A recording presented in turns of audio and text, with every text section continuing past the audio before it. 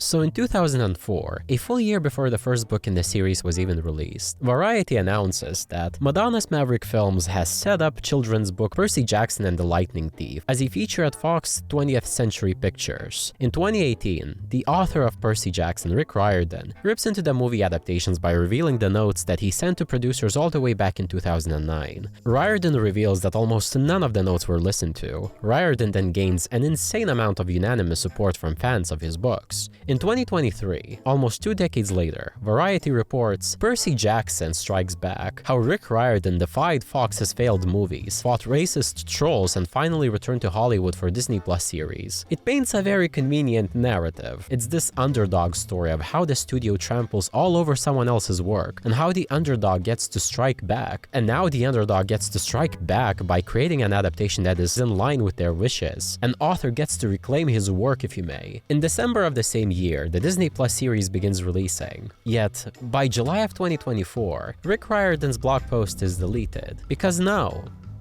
it is not entirely the underdog story that you're hoping for. Rick Riordan is the author of the so-called Riordanverse, which is a whole universe of multiple book series that is basically like MCU, but for younger kids and in books. The whole ordeal began when he authored the first Percy Jackson series. It focused on this kid named Percy who turned out to be a demigod and the son of Poseidon, and he gets dragged into this entire world that is full of Greek mythology coming alive. Then the book series expanded, and Riordan wrote series such as Magnus Chase and the Trials of Apollo, which, fun fact, were the 2 series that I read. I never read the original Percy Jackson books, but I did read those 2 series a while after seeing the movies. The thing to note is that these books are children's fiction combined with Greek, Norse, Egyptian, other mythology retellings and reimaginings, which is obviously an exciting idea. It brings a certain magic to the books that clearly can draw masses of audiences. The Percy Jackson fandom became so big that he gained the nickname of Uncle Rick. Now, I myself do not entirely feel comfortable using that term because it sounds overly parasocial? Too cozy, too close and personal to address a person I do not really know personally, and vice versa. However weird it may sound, the term itself has a relatively innocent origin. On a website titled Read Riordan, that appears to be a website dedicated to his books and more, an article explains that the term originates from Brazilian Twitter. It is apparently a normal term to refer to someone in that way in Brazil, so it eventually just spilled over to the international fandom and it stuck. You may think that this is a weird fact to bring up and may not see how the term Uncle Rick is relevant to the full picture, but we will get to it, I promise. So it is only natural that it would eventually lead to some sort of an adaptation. Percy Jackson and the Olympians, The Lightning Thief, the movie, found its home at 20th Century Fox, and marked the first attempt at adapting Percy Jackson. The movie landed in theaters all the way back in 2010, and it was interesting. The first thing that the movie does right off the rip is age every character up. In the books, they were just kids, and in the movie they become teenagers, landing the movies immediately into the YA fantasy movie category. And it is indeed a category that the movie does not belong in. Now, without even knowing the source material, the sole fact that it was adapted from children's book should be enough of its own to raise some eyebrows. And by that I mean the lovable satyr and close friend of the titular character Grover suddenly becoming a Casanova and a ladies' man, which I would certainly hope was not the biblically accurate Grover that was lifted directly out of children's book pages. I haven't had a satyr visit before. What could possibly be taking so long? This sort of an adaptation decision perfectly encapsulates the general direction that the movie takes, which can aptly be described as 2010s as trashy and bougie. It reimagines the characters and the plot of the book in a very Hollywood way. It makes characters quip and become something else entirely separated from the books. It somehow managed to pull talent like Uma Thurman, Pierce Brosnan, and Sean Bean, which I mean, that's not bad. I also thought for some reason that Michael Fassbender played Poseidon, but was informed by sources close to me that he wasn't. Anyhow, trashy all around. It is now currently sitting at a grandiose 5.9 stars on IMDb. The second movie was also made, but it was somehow worse than the first, and boasts a 5.7 stars on IMDb. So we are clearly dealing with some form of a failed adaptation. And the man himself, Rick Riordan, had some very rightful thoughts on it too. But it wouldn't be until 2018, 5 whole years after the second movie was released, that Rick would choose to express his true opinion on the movies. Why 2018? 2018, you may ask? It was a particularly opportune time, considering that Fox was being acquired by Disney. This was possibly the best possible thing to happen to Rick Riordan. Before this, the rights were just sitting there dormant, with one failed attempt at adapting the books, with no interest in other studios in acquiring them. The studio that owned them most likely wasn't planning on selling them either. Now, Rick got to experience the greatest move in the universe. Not only did this acquisition basically shake up the leadership inside the company and change who would handle the rights and how, it also opened the doors for a clean slate with none other than the powerhouse that is Disney. Disney had just the right reputation and catalog for a potential adaptation of Percy Jackson to be right up their alley. And it also was just perfect that all of this would be perfectly aligned with the streaming wars, where every company was rushing to launch their own streaming platform to rival Netflix. Disney too was looking to launch what would eventually become Disney Plus in 2019, and he desperately needed content to have a presentable library. In the 2018 blog post, before delving deeper into his opinions on the movies, Riordan acknowledges thinking of a hypothetical reboot now that Disney would be in charge. And once he does get to his opinions about the movies, well, Riordan shares a couple of letters that he sent to 20th Century Fox upon seeing the script. According to him, he was exercising his power as an author to be consulted and to consult. And Rick rips into the movies pretty mercilessly. One of his critiques was the aging of the characters. Other critiques ripped into the plot, which according to him was nonsense. He ripped into the characters, into scenes that were cut, into scenes that were invented. Safe to say, there was no area that was left untouched, and rightfully so. If you choose to be more cynical in the way you view things, you could say that this was perhaps the perfect PR move. Imagine if Rick had decided to share his thoughts and opinions during the release of the movies. It would have perhaps dissuaded fans from going to see it, but it would also have been a talking point that would be dead by the time Disney came in. It also makes sense as to why he didn't speak up earlier. He outlines in the very same blog post that, by not even mentioning the movie, it was a form of disapproval. You see, what is notable is that while Rick did try to present his concerns, they were ultimately not listened to, so the silence was more than understandable. It may have left some fans misled, but it also established a harder border between his book universe and the movies. That is, of course, until he decided to change that. This blog post would also go down in the history records of the Riordanverse fandom, considering that this bought a metric ton of favor with the fans. Rick appealed to the good old ethos, establishing even more credibility for himself than he already had by default as the author. He acknowledged the flaws of the adaptation directly, which was quite a refreshing thing to see, and his complaints managed to align exactly to what the fandom thought of these movies. One of us, some may chant among the hordes of fans. There was already a very potent narrative being built here, one that can go in either direction. It can either be a launching pad for a potentially epic adaptation and franchise, or it can become exactly the shovel with which its grave will be dug. So the story goes that in 2019, Rick Riordan does end up pitching a TV show idea to Disney, and by 2020, Riordan gets his wish, and the TV series begins development. Jonathan Steinberg and Dan Schatz were announced as showrunners later down the line, with Riordan serving as an executive producer in the show. And in 2022, there is a video release of Rick Riordan himself announcing that the show is getting a green light. The wait is over, demigods. The smart folks at Disney Plus have given us the green light. James Bobin is on board as our pilot director. James knows the Percy Jackson books well, so we're in great hands. Thanks to all of you for your excitement about this series. It's gonna be great.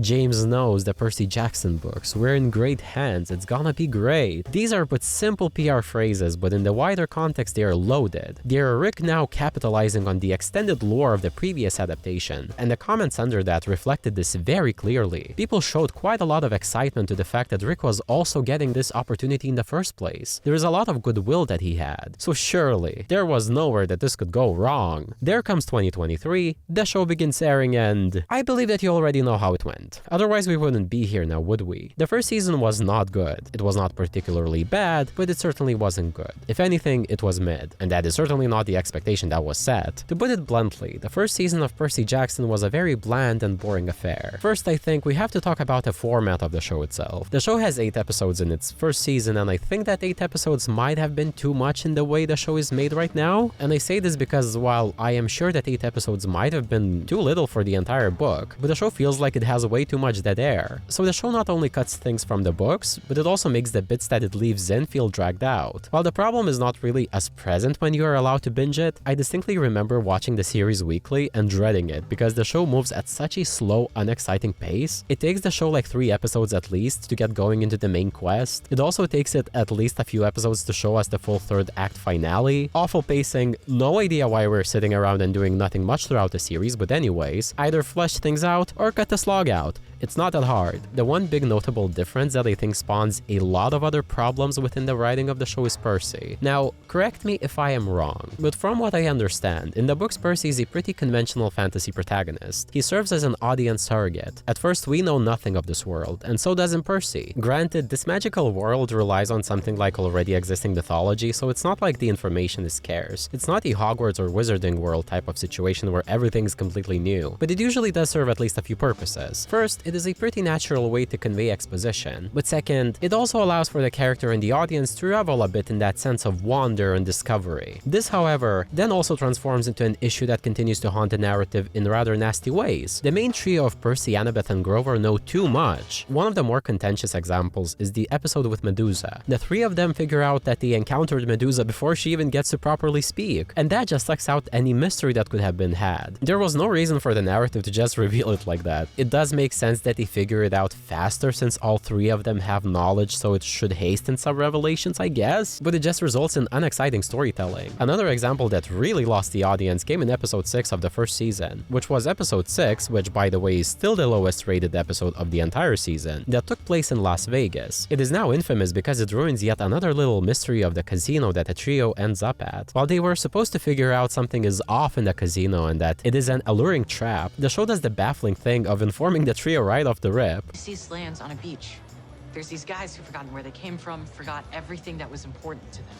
And they got that way because they ate the lotus flowers. There is no mystery to be discovered, they just piece it together, deliver the exposition, and that is it? These are just a few decisions that concern the narrative and how it flows. From what I understand, they are deviations from source material, and not particularly good ones. This would go on to become one of the bigger criticisms of the show and just how bad this is, which comes as particularly baffling considering the fact that, isn't the author championing this adaptation? You would think that he would fight to preserve his own narrative's integrity, but clearly he is approving of it. And while the new Disney show has many more issues than I listed, want to hear the real irony of all of these things that I just listed? Well, none of them were present in the goddamn movie. Now, just for the briefest of seconds, let's entertain the idea that maybe, just maybe, the movies were not completely 100% awful. Maybe, in some very tangential way, the movies managed to stumble into some things that were done right. Sure, they are definitely a failed adaptation, but just how failed are these projects as movies? I am not exactly aiming to vindicate the movies, they are still not good, but dare I say it, I was entertained. Granted, I had not read the books beforehand, so I didn't have anything to compare it to, but they were in a similar league to me as Now You See Me. I know the movie isn't the best, but I like it. It's fun if you turn your brain off. This is where the first movie lands in the spectrum. It does not at all take itself or the books too seriously. It doesn't really give a damn. Sure, it basically ruins the essence of the books, but I would argue that its need to be Hollywoody and popsy and trashy also kind of allows it to be entertaining. It doesn't forget to be weirdly whimsy and bombastic. Let's take, for instance, one of the scenes that Rick himself criticizes in his blog. There is a scene that is an invention for the movie.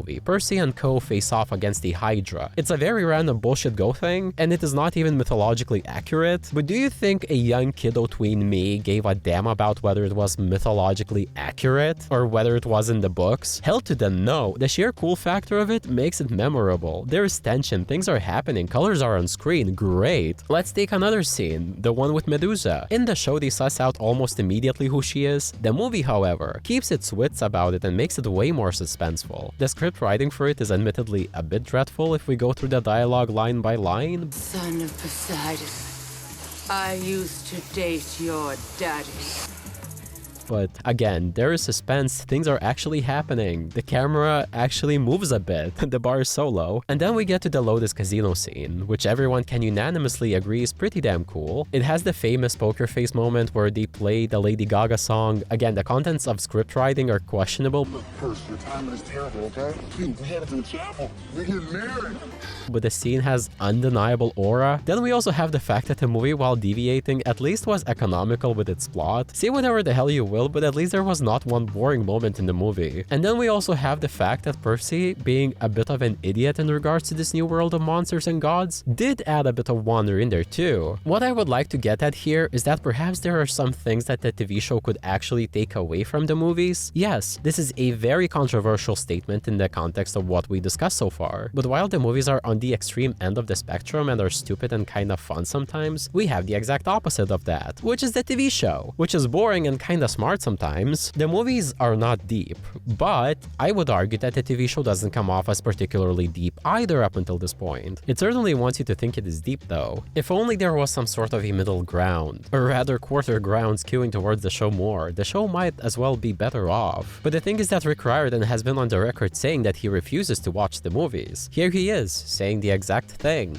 And I think that is a bit of a mistake. I understand the reasoning and I may somewhat even agree with it, but if he truly saw that they were not the definitive adaptation, at least it could have been a research point at what might have worked. If anything, the show feels at times like it is a bit too conscious of the fact that the movies exist. It feels like it might be making certain decisions, being afraid so that it will overlap with the movies. I can imagine a scenario where all of the trashiness of the movies really stuck with Riordan to an extent where he did everything possible to avoid having any of it in his show. I believe that to an extent this is actually confirmed by the author himself in this thread. Can't wait to visit the Lotus Casino tonight in Percy Jackson 106. Iris messaging, animals run amok, Hermes, and much more. Side note, as much as I love Lady Gaga, if some of you seriously think I'd allow any callbacks to certain movies, you haven't been paying attention for the last decade. The show is its own thing, and in my opinion, it's so much better. Normalize bad movie erasure. See you tonight in Vegas, baby. My god. The position that Rick Riordan put himself into would certainly be hard to climb down from, considering that the entire pitch of the show is just how much it is better and not like the movies. Of course, the show cannot adopt any ideas from the movies itself, because that would be an admission that the movie did something right, and that would be a contradiction to what Riordan has previously stated. It does feel as though it creates blind spots that are not very productive. The TV show being the way it is, in light of all this, was far from the good ending that you would expect from the story, and the backlash was pretty friggin' swift. Understandably, people felt lied to. Rick Riordan became scrutinized as being a hypocrite, and his abilities were quickly put into question. Not only that, some even went as far as to say that Rick does not respect the source material, nor his fans. His reaction to the movies now gained way more negative connotation, and can be seen as petty and spiteful. The most interesting thing to come out of this, however, is that the blog post that I have been referring to from 2018 can now be only accessed through the Wayback Machine. Up until the show premiered, it still existed on his blog, yet sometime after that, he took it down. So perhaps, I think,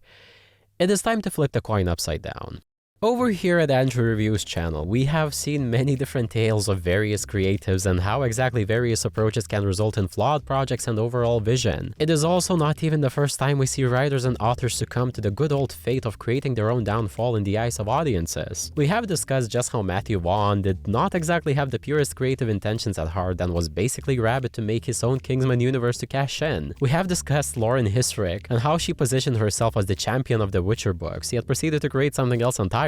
Rick Riordan as presented so far could be one of those cases, let me tell you. It would be so incredibly easy for me to end the video here. The conclusion is already set, right? Creating and marketing this TV show under the guise of being the better adaptation and capitalizing on the failure of the previous one was obviously not the move. We have already seen before just how quickly any argument like that can go south. Again, what happened to saying we will try our best rather than we will for sure do it? It is really notable that the sentiment towards Rick Riordan turned extremely sour, with people calling him a liar, a hypocrite, lazy, and uncaring to the fans. But you see, the current perception of him being uncaring is inherently incompatible with what we have seen so far. I don't think there is a vindication for what has gone down so far, and I do believe that the fans that harbor these feelings are mostly valid, but I cannot help but feel like there is at least some form of an explanation. I would like to return to the term of Uncle Rick. While its origins come from a very particular cultural background, I feel as though it does take on a different meaning in the context of the books. This term of endearment, in a way, does suggest that the fans feel comfortable enough with the author. The Percy Jackson books started as stories that Riordan told his own child, who happened to have ADHD and dyslexia. Percy himself is said to be ADHD and dyslexic. He was always supposed to be a character that represented children who were supposed to be like his son. While there are many opinions out there on how well he does that, it is a fact that at least a portion of the audience see these books as a place for them to be seen and represented. Then you just have to look at his other works. He released multiple series focusing on other mythologies, and purely on paper, his whole book universe is perhaps one of the most diverse collections of literature there is. It is astonishing and impressive that all of this also just happens in children's literature of all places, and it is certainly a good thing. You can see how many people find shelter in these books and feel seen, and this is the principle that he consistently upholds. Even in some of the blog posts where he addresses some of the controversies that he would eventually face for representing things in not the most optimal way, I would say, he does acknowledge that his inspiration for characters was always born out of the encounters that he had, the children he met. Then you also have the fact that he has launched an imprint with Disney called Riordan Presents, where he basically attaches his name to novels written by others, particularly people of color, to lift them up. I feel like it is painfully obvious that he does care for kids to be seen and for them to have a literature to be seen in. And I would like to postulate that this is at least part of the argument as to why he has such a deep hatred towards the movies. I am not exactly making this up. The sentiment is shown in that very same blog post that has now been wiped off his website. While he dresses up his critiques as ways to increase profit, since how else would he get the attention of the money-hungry studio, this sentiment is one of the very first things that he outlines. Second, it alienates the core audience. I'm guessing those book sale numbers are important to blank because you're hoping all those kids show up at the theater. The core readership for Percy Jackson is age 9 to 12. There are roughly 1 million kids that age, plus their families who are dying to see this film because they want to see the pictures in their imagination brought to life. Many of these kids have read the books multiple times and know every detail. They are keenly aware that Percy is 12 in the first book. By making the character 17, you've lost some of those kids as soon as they see the first movie trailer. You signal that this is a teen film, when the core audience is families. I understand that you want to appeal to teens because they are a powerful demographic, and conventional wisdom says that teens will not see movies about kids younger than themselves. Harry Potter proved this wrong, but aside from that, deviating so significantly from the source material risks pleasing no one. Teens who know the books are meant for younger kids, and the younger kids who will be angry and disappointed that the books that they love have been distorted into a teen movie. I've spent the last 4 years touring the country, talking about the movie. I've seen hundreds of thousands of kids. They are all excited about the movie, but they are also anxious. Most of these kids have no idea which studio produces which film, but everywhere I go, they say the same thing. Please don't let them do The Lightning Thief what he did to Blank, another movie from the same producers. Don't let them change the story. You can also pick up on the fact that Riordan did, for a long while, keep quite a close friendship with his audience of kids. And while I may not know the man myself, I do see a rationale here. You can kind of pick up on the fact that Rick is, in a way, protective of his audience and wants to make sure that he also feels seen and represented in the movie. Having said all of this, would you, in his place, find it within yourself to not bash these movies? Imagine you have a book that probably means a lot to you, and you see how much it means to your audience, and you grow protective of those elements and values, and then comes in some random studio and decides to turn it into a trashy sex-top teen movie that was chasing the trends. This is even besides the authority that should come on the virtue of being the author. You have to remember that he did voice out his concerns, and he wasn't listened to, and that must have freaking stung. I too perhaps would not have watched these movies nor given them any time of day if they were so antithetical to what I was making. I believe that while there has been a lot of turmoil and split within the fandom, I cannot help but see the story as deeply personal and human one. Rick Riordan slams the Percy Jackson movies. When one fan responded, "It's refreshing that Uncle Rick hates the Percy Jackson movies even more than we do," Riordan added, "Well, to you guys, it's a couple of hours of entertainment. To me, it's my life's work going through a meat grinder when I pleaded with them not to do it. So yeah, but it's fine. All fine. We're gonna fix it soon."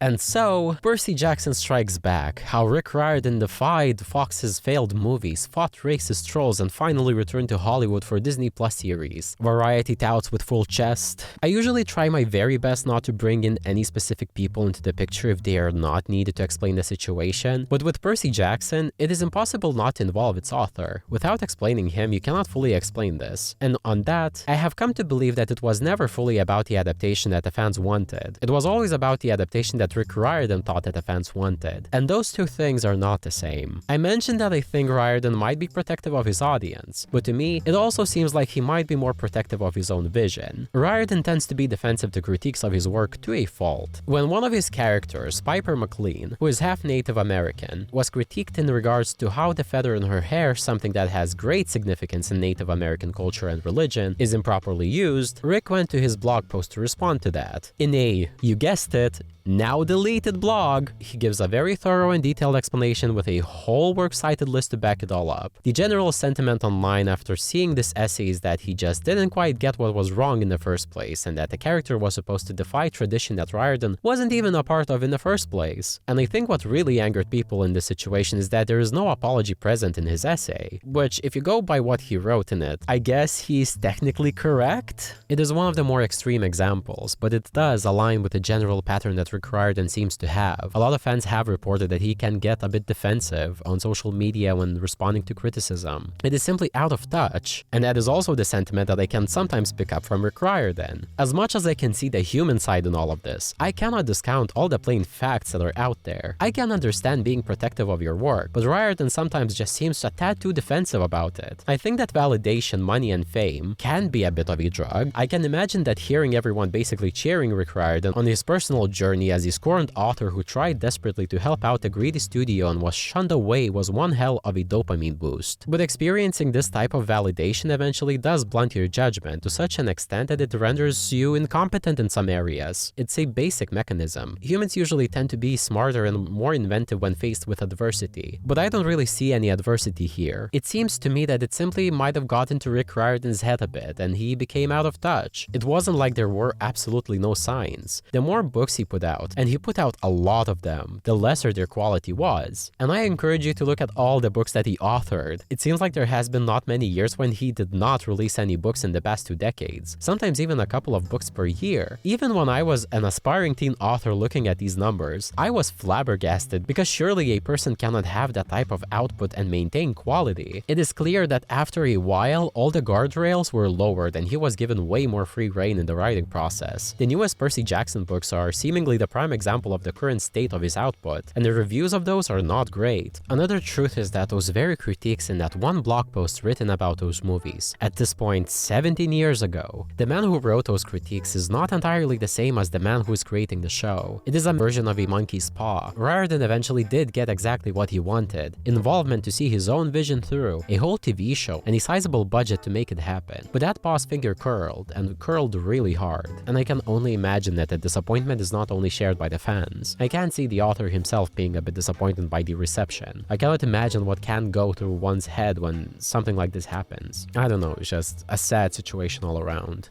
Anyway, thank you for listening to me today. I hope you will have a good day. Bye bye.